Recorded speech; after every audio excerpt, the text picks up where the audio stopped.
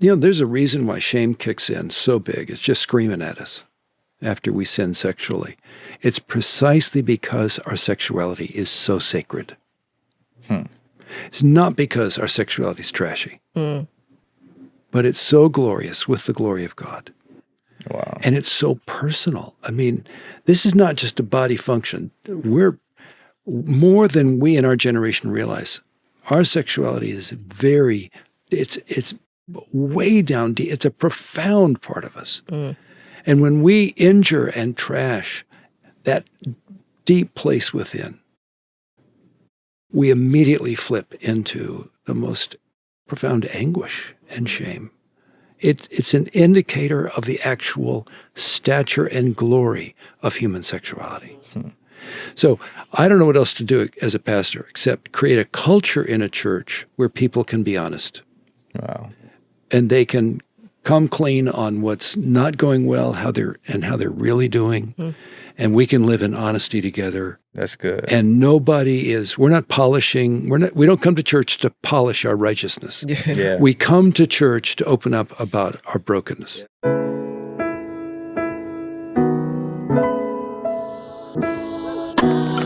Hello, Saints and Aints. How are ya? What's good with y'all? Hope you're happy. Hope you're blessed. Hope you're whole. Hope you brush your teeth today. And your tongue. And the cheeks. That's where all the smell is. You brush your cheeks? Yeah, you gotta brush your cheeks. They have like cheek cleaners? I believe it. Yeah. I just never did that. Yeah, and you know what? And brush your back tooth. That's where all the funk is at, the back tooth. That's crazy. That's absolutely insane. When the funk hit the fan. I'm just going to jump straight into it. Last week, we had a very edifying and beautiful conversation with Ray and Jani Ortlund about their book, To the 10th Generation. We talked about marriage and family and kids and, how Ray was a hippie that didn't smoke weed. Strange, but, it's obviously possible. And strange, but I'm pretty sure a lot of hippies didn't smoke weed. I'm just saying, the way the documentaries are set up, they doing LSD and acid in San Francisco and stuff like that. Anyway, we got Ray back to talk about porn. That's my introduction to this conversation. And you know what, man? Hi, Pastor Ray. That was a great introduction. Thank you for joining us again. Yeah, I love being with you guys. No, we love you being here. So here's the thing. I mean, on this channel, people have probably talk about this topic a lot. Pornography. I've been very transparent, very open about my wrestle with it as a Christian, and what the Lord has done in my heart. I've been free from porn for some years now, 3 years now, just porn free, and it's been a great freedom. But we wanted to have a conversation with you because you just have a different level of wisdom. I mean, you wrote a whole book on it, and I'm not there. And so, like, when we started thinking about having you on, I was like, man, I'm pretty sure we'll probably talk about this topic again on this this But, I think that you would be a good icing on the cake of all the stuff that we talked about on this platform leading up to this point. So the name of his book is called The Death of Porn, Men of Integrity Building a World of Nobility, right? And so, one, I usually don't like asking this question, but why did you feel the need to write this book? Yeah. As a pastor, most of the people in the church were in their 20s and 30s. And as the years went by, when I would have coffee with a guy, I moved from wondering if porn was an issue in his life, wondering if in the last week or two he'd been exposed to porn, to assuming that porn was part of his life, and in the last week or two he's been involved in porn. I just had to take it for granted because one of the privileges of being a pastor is people trusting me, opening up, and we get to talking about what's really going on and how we're not doing well. I love those conversations. I feel so honored to be involved in somebody's life like that. And I love to open my life too. So in that kind of transparent, honest, open environment, I came to realize porn is the wallpaper of our culture now. Wow. It's just everywhere. And it's not just that we're looking at porn, that porn is looking for us. Wow. When we're not looking at it, it's still knocking on the door. My email address ended up on the dark web a few months ago, and I began to get emails, and they weren't good. And I always have two immediate responses when one of those shows up. My first response, and I hate this about myself, my first response is, huh. And my second response, and I'm grateful for this, is anger. Because that precious girl or that woman, she didn't volunteer for that. She was beaten into it. She was mistreated. Somebody took her soul away and lied to her. Wow. And coerced her into that. Wherever porn goes, coercion goes, degradation goes, trafficking goes.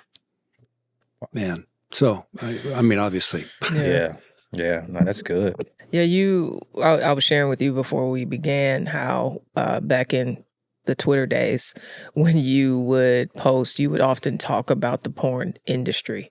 And I think a lot of times we talk about porn use, like in a home, in relationships with people, but we don't look at the bigger monster, the bigger machine that's actually fueling the addictions. What did you learn in your studies about the porn industry? Well, there's so much I don't want to know, but I think of it this way, Jackie.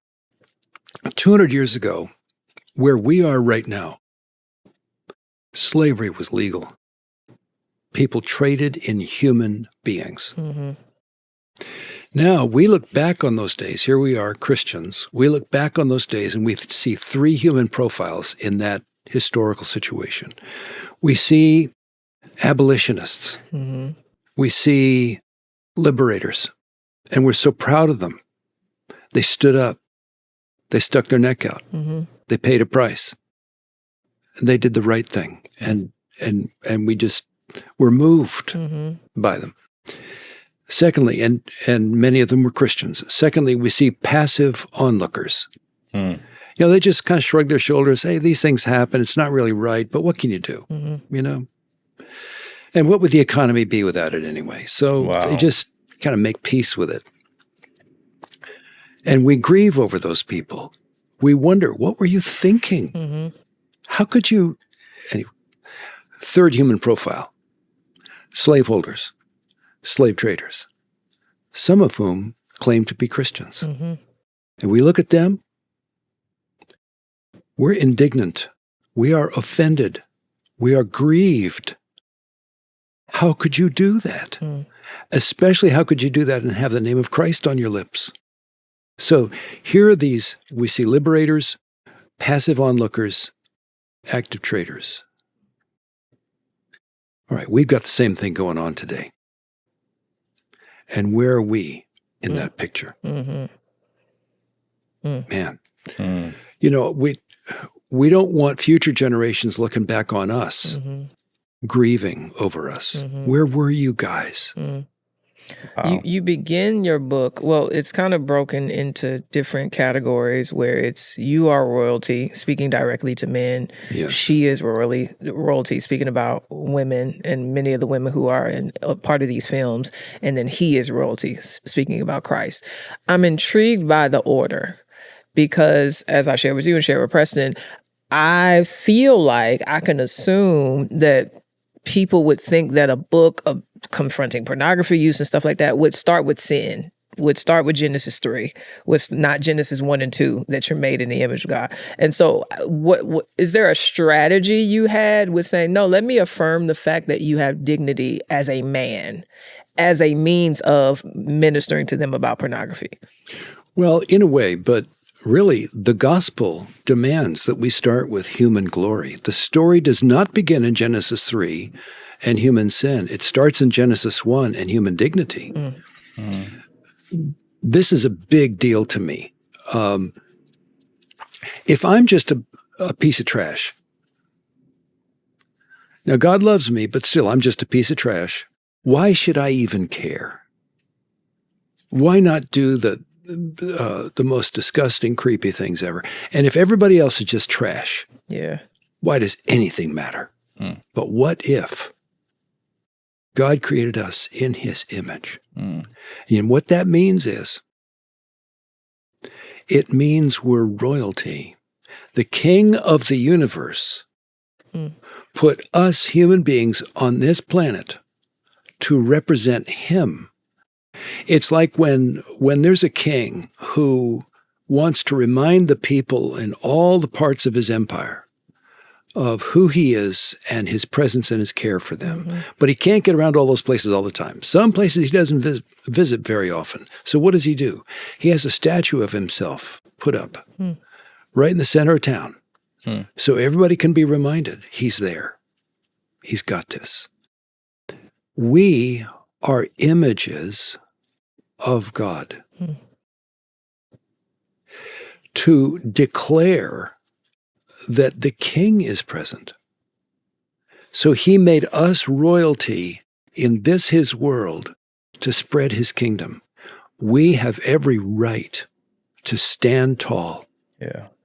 And to have a sense of stature and dignity and worth and identity that's high and holy. And that's true of every human being. What happens when we become converted to Christ is that dignity starts to be reformed and become clear and glorious and eternal. So, and it's true of everybody in the porn industry. Every precious girl or woman who's been put there, she's been lied to. She's been told she is something that she isn't. She's never been told, I'm willing to bet, never been told how glorious, really glorious she is. Maybe she's been flattered, I don't know, lied to. Yeah. Who has told her? You have something of the glory of God upon you, and it's sacred. Spark something uncommon this holiday with just the right gift from Uncommon Goods. Yes, because the holiday season is coming up and we all get super busy. But Uncommon Goods is an online marketplace. Don't make your life more stressful. Go to Uncommon Goods and get some dope stuff today. When you shop at Uncommon Goods, you are supporting artists and small independent businesses. Many of their handcrafted products are made in small batches, so you'll definitely want to shop now before they sell out this holiday season. Uncommon Goods finds products that are high quality, often handmade, and brings them straight to you. They even have tons of gifts you can personalize, from holiday hosting to the coolest finds for kids, you name it. Uncommon Goods has something for everyone. You won't find a selection like this anywhere else. With every purchase you make too, they give back $1 to a nonprofit partner of your choice. They've donated more than $3 million to date. Uncommon Goods will be at the Grand Central Holiday Fair in New York City, November 11th through December 24th. Stop by to discover dozens of extraordinary holiday gifts. One of the gifts we got was it's called a self-waterer on Uncommon Goods. Gives our plants life when we're away. It's basically an IV bag for plants. It's very cutesy, very demure, because we're not like other homeowners. Yeah, we travel a lot. I'm not like other girls. Okay, you know what I'm saying? It's not like anything else. Yeah, our plants would die if it was up to you. They wouldn't die if it was up to me. Oh, for sure. Yeah, Deceased. deceased. R.I.P. Rest in plants. And so, but also you got it. You got it. I got it. That was good. That was good. So to get 15% off your next gift, go to uncommongoods.com/Perry. That's uncommongoods.com/Perry for 15% off. Don't miss out on this limited time offer. That is Uncommon Goods, because we are all out of the ordinary. Yeah. Well, one of the things that, it seems like you try to do very obvious in this book is to not only let people know how much of royalty we are, but you've also held men accountable to the degrading of women, right? And if I'm just honest, when I was struggling with porn, I just thought about a need being met, or my lust being, catered to, or insecurity even. It's so glorifying or whatever. But I didn't think about how selfish that act was. You know, I often thought about how selfish the sin of molesting someone is. I've often thought about that, and even self-righteously in such a way, like, how can you do that? But at the same time, I think Jackie read me a line this morning that really made me think about, like, how much we're supporting the degrading and the abuse of women around the world when we watch porn. I guess I have two questions. Why do you think most men who engage, or even women who engage in pornography, don't realize that's what they're watching? And why did you feel the need to highlight or to hold people accountable to you're doing, this is what you're actually doing. You're joining Satan, you're XYZ. Satan does not want anybody to know what's really going on. His kingdom will fall if the word gets out. Yeah. That this is really a system of oppression. So if he doesn't put out a sign, slave market, human beings for sale to the highest bidder, he makes it look like fun. And if the actors don't act like they're having fun, they're going to be punished all the more. So I really, really want everybody to, that's why Genesis 1 and 2 matter so much. God comes, he interrupts. Yeah. He comes, he just walks right in. And he says, we're going to change the subject. You've got to know that you and everybody on the face of the earth has stature in my eyes. And who we really are is not who we think we are. Who we really are is who God says we are. Yeah. God says we have stature in his eyes. That precious girl on the porn site is dear to the heart of God, and he is angry at how she's being mistreated. It forces the issue, whose side am I on? Yeah. I got to face that. Can I read this quote? It says, Satan hates women. It was a woman, remember, who brought Jesus into this world, dooming Satan's evil kingdom forever. Satan cannot get his hands on the risen Jesus, but he sure can torment women, and he does. Porn is Satan. Yes, Satan. Assaulting women, denying their glory, dragging them down because they remind him every day of the true king he hates and fears. I could hear somebody listening to this conversation and saying, that is dramatic. Porn is Satan. It's just, she consented to be a part of that. Like, sex is, God gave us sex. Sex is good. Like, it's not that deep. Why is everything demonic? Then I would say, then why believe the gospel at all? If porn succeeds, and if we allow porn to succeed, we are saying, I don't believe the gospel at all. If we say, we believe the gospel, we are taking sides against porn. We're taking sides for human sexuality. Porn isn't about sex. It's about power. Satan, it's not like God is squeamish and embarrassed by sex, and he doesn't really feel comfortable with the fact that we have bodies and hormones and so forth. But Satan, he just loves that. No, sex makes him sick to his stomach. It was through human sexuality, through human bodies, that his arch enemy came into this world. Through a woman. He came out of her womb. God designed human sexuality for his glory. He loves our sexuality. He cherishes and values our sexuality. He doesn't look at our bodies and roll his eyes. The greatest thing about the Christian gospel, or I should say perhaps the punchline of the Christian gospel, is the resurrection of the body. The Stoic philosophers in Paul's day, they didn't believe that. What they said, here's our problem. We have these icky bodies, all these, elemental, basic, primal needs and desires. But we also have minds, we have spirits. And these bodies we have in common with the animals. Mm-hmm. Our spirits and our intellects and our minds we have in common with the gods.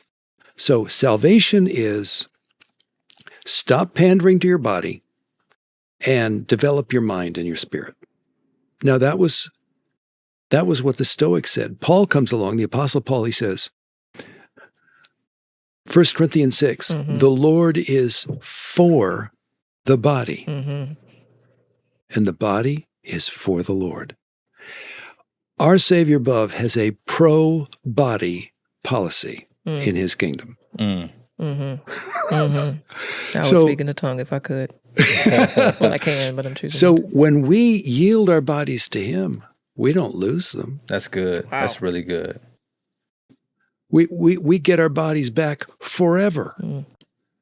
I mean, Preston, I cannot wait to see you in glory, man. Oh man, that sounds like Ray Ortlund. We gonna have some fun, brother. So what you're saying is, God is for the body, God is for sexuality, and therefore pornography is not the affirmation of sexuality or the dignifying of the body, but rather like Satan low-key trying to like destroy what God made for beauty. Yeah. Human sexuality is like a mansion, a gorgeous mansion.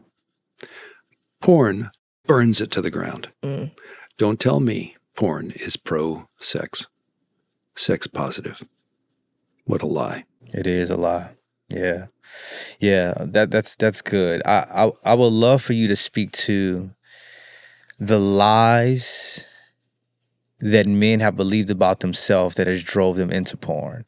Because just talking about myself, I think I've said this on the podcast, but for me, it was bigger than lust. One of the things that the Lord had to reveal to me was I came from a lineage of men who found their identity in how much women wanted them. And what people did not prepare me for, not blaming my sin on other people, but what people did not prepare me for was me getting married and my wife saying, no, I don't want to have sex tonight, and how low that made me feel. And so even though I was still in Christ, I still very much had my uncle's ideology in my mind that, no, if you're a real man, a woman doesn't tell you no. And so porn for me, it was lust, but it was more so me living vicariously through men who wasn't being told no, right? It was, in a lot of ways, it was about power. I didn't realize it was, but it was about power. It was my power and my ego feeling wounded when I was rejected in my marriage. And so in your experience of pastoring throughout the years, what are some lies, or what are the lies you think that men believe about themselves that drives them to watch porn? Because I'm assuming that it can be a myriad of topics, right? What do you think some of those things are? Well, the first thing I want to say is that I'm a sexual sinner. Ray Ortlund. Yeah. Okay. I love my wife. I don't have a girlfriend on the side, and I'm not looking at porn, and I am a sexual sinner. Yeah. Everything about me is not what it should be. And if I really wish that good and evil in this world were color-coded, then we could really tell. It would be obvious. Like if good was this beautiful green, like spring green, and evil was like yellow police tape, that would really help. Yeah. But I have to read the Bible and figure things out. Yes. Yeah. But if evil were like yellow, like police tape at a crime scene, I would be glowing yellow all the time. Like even right now. Not because I intend it. It's just flowing out of me. Yeah. And that includes my sexuality. And what I've noticed when my mind goes into a bad place, it's because I'm not thinking. Most of the evil that's done in the world is not by people who want to do evil. It's by people who aren't thinking. Wow. And that's me. So the only way that what has helped me through the years being married to Jani is to realize, and this took a long time for me to begin to understand. I'm embarrassed at how long it took me. She's so kind and forgiving, but I'm not okay with this. I began to realize as the years went by, oh, there's a reason I have these crazy intense feelings. There's a reason this is surging through me. And the reason is not me. It's for her. God created me, and he's not looking back wishing he hadn't done it this way. God created me with this testosterone and so forth for Jani.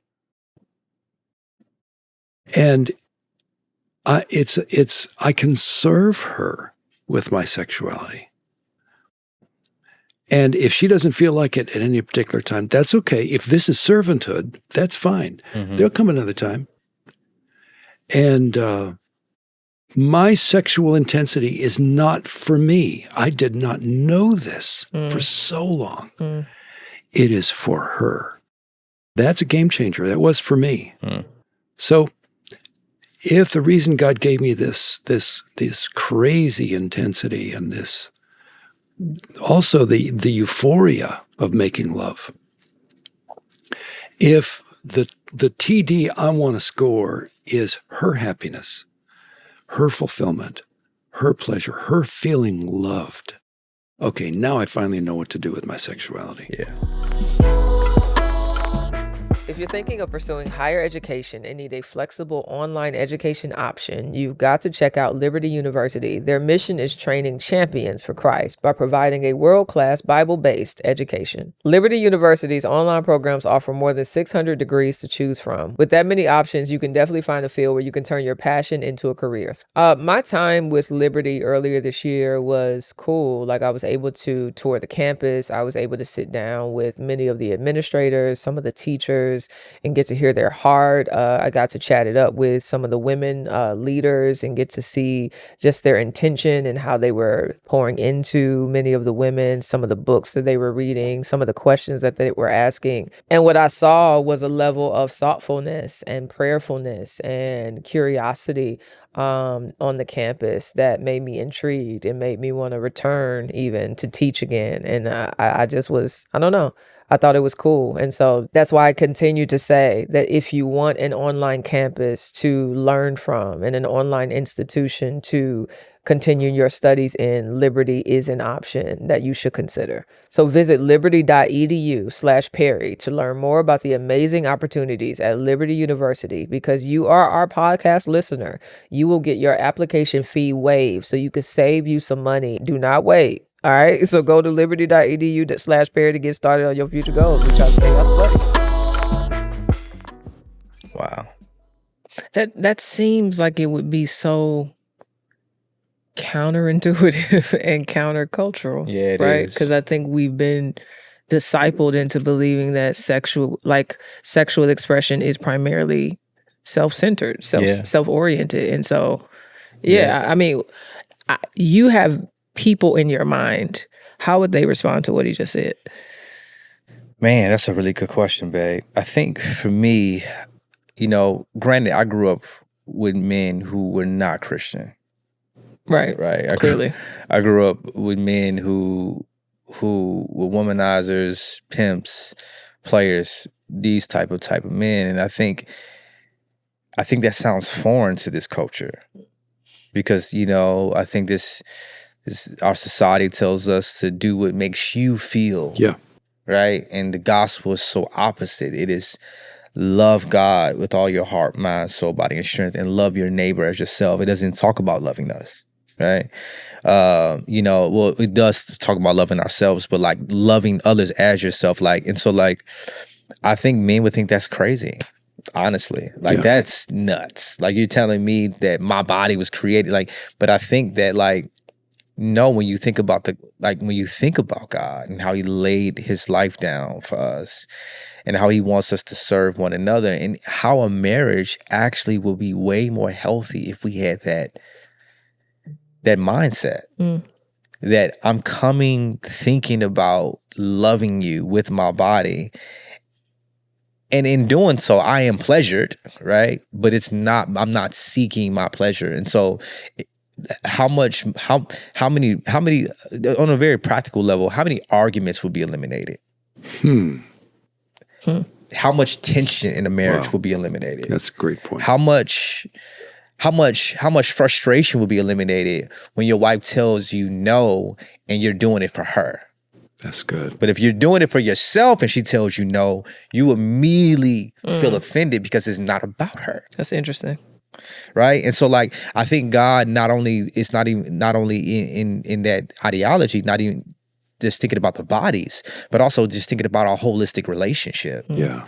Like the holistic health of our relationship, I think hinges on serving one another more than we serve ourselves. That's really good. And if we do that, how healthy a relationship would be, you know? You know, when you said a moment ago, Preston, that some people would listen to us talking about this and say, you're crazy. Yeah.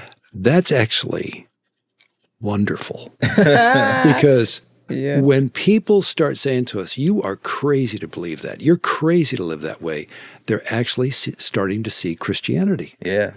Yeah. I mean, you have to literally go through a religious conversion to enter into this. You have to be born again. Well, we're talking about miracle. A natural man doesn't understand spiritual things, for they are spiritually discerned, right? And so it is crazy to think when society and your uncles and your father, whoever has told you, no, you do get as many women as you want.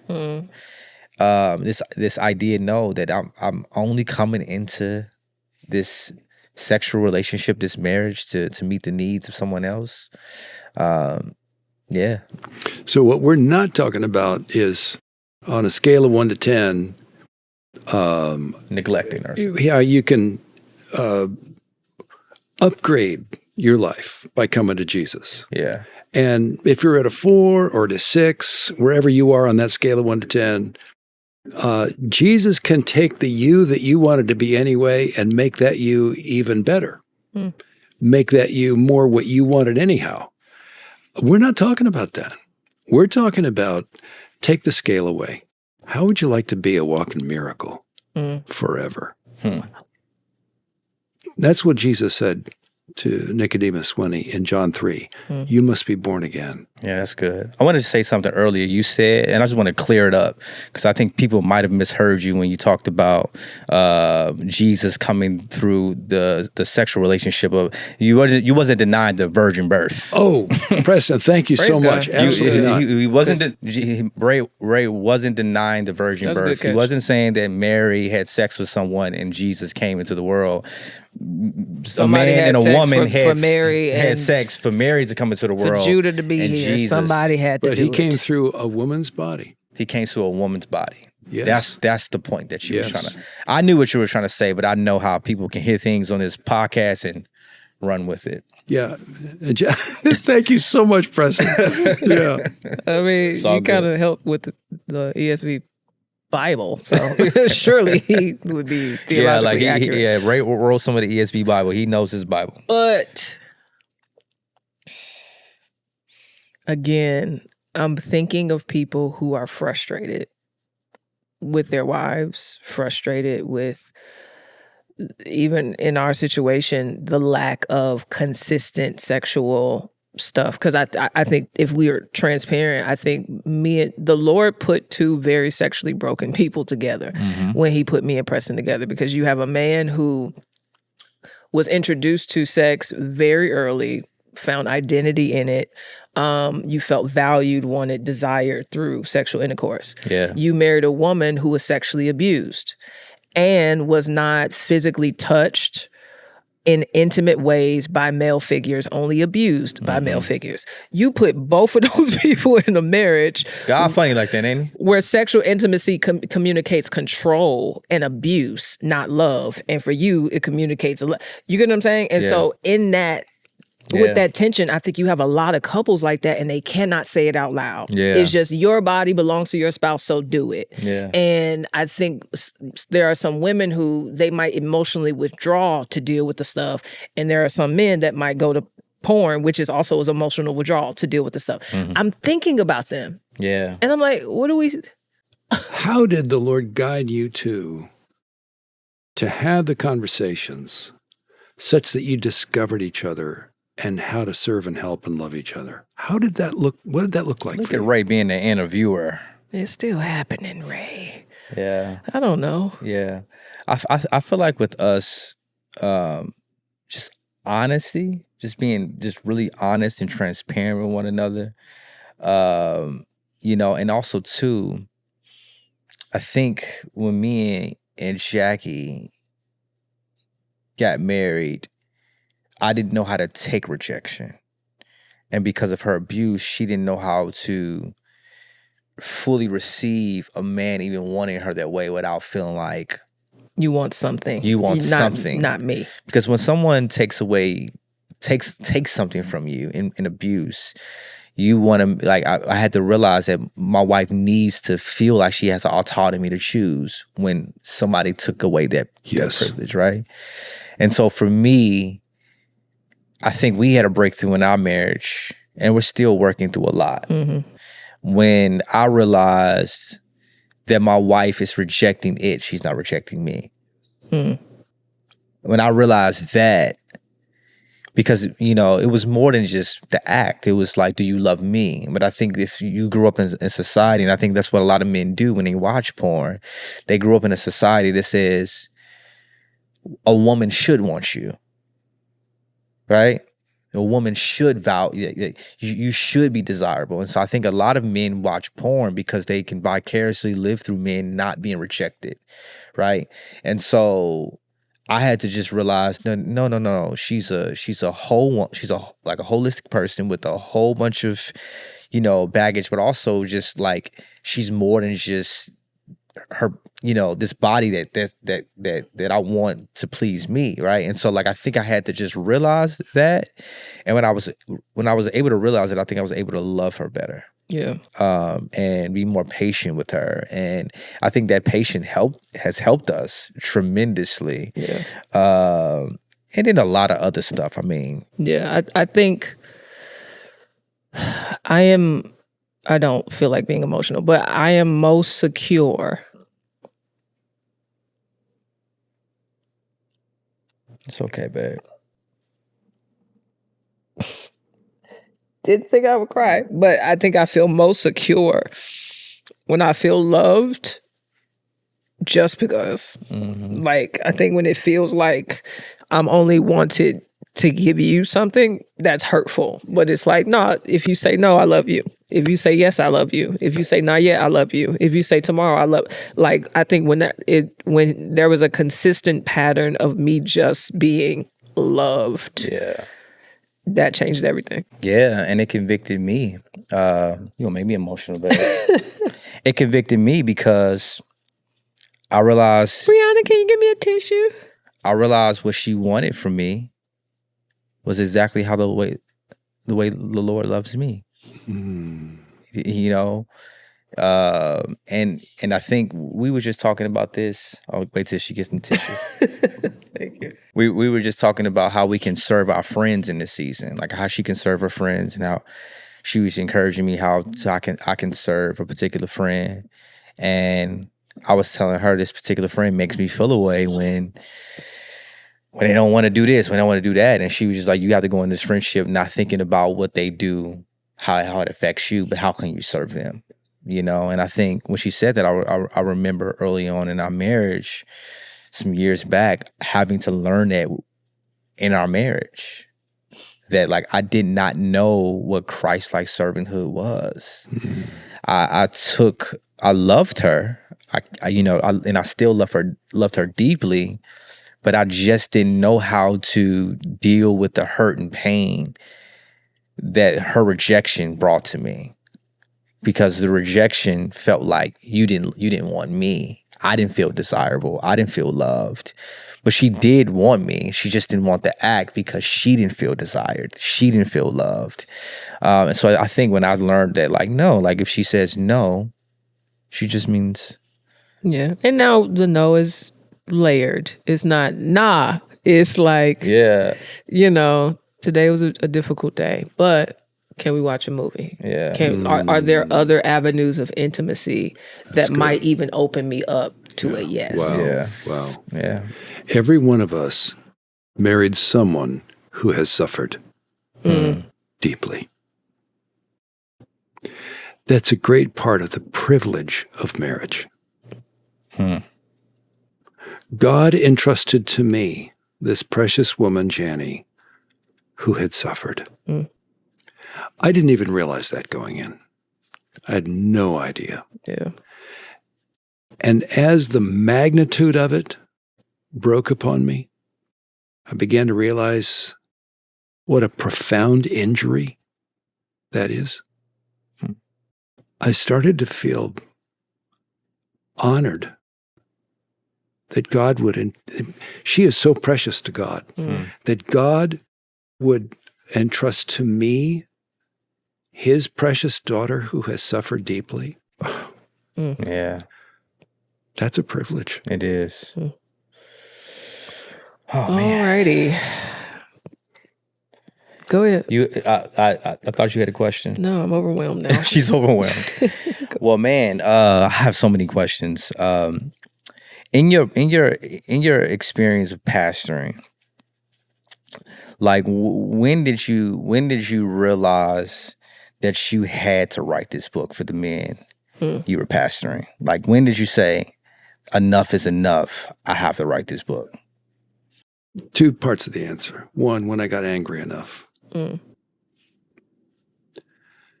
I hate it when precious human beings are mistreated, treated like trash. Yeah.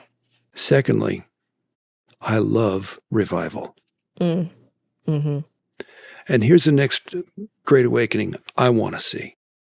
It's not some nicey nice church down the street. It's already doing pretty well, and it becomes even more nicey nice. If that's the next revival, I'm not interested.